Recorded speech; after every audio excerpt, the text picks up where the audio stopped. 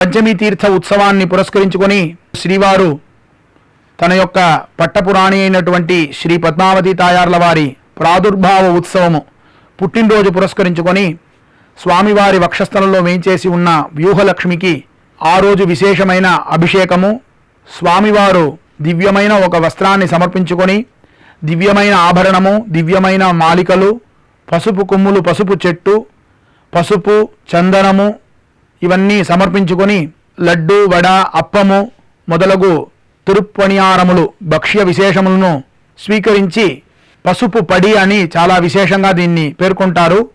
ఈ పసుపు పడిని ప్రతిజీంగార్ స్వామి, చినజీంగార్ స్వామి, ఏకాంగులు తదితర ఆచార పురుషులు, ముఖ్య అధికారుల యొక్క సమక్షములో ఈ పసుపు పడిని ఆయన వేంచేపు చేసుకొని తిరుమల మాడవీధులు సకల వేదవాద్య మంగళవాద్య పురస్సరముగా ప్రదక్షిణముగా ఈ పసుపు పడిని వేంచేపు చేసుకొని నడిచి ఈ పసుపు పడిని మన తిరుచానూరుకి చేరుకోవటం జరుగుతుంది.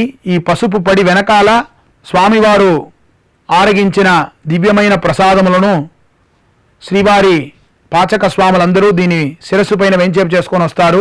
ఆ రోజు స్వామివారి యొక్క కవాట బంధనములు, ఆలయ తలుపు మూసి శ్రీవారి పులిమేర వరకు అర్చక స్వాములు ఆలయ బీగాలను తన యొక్క భుజస్కంధాలపై వేసుకొని ఈ పసుపు పడితో రావడం జరుగుతుంది.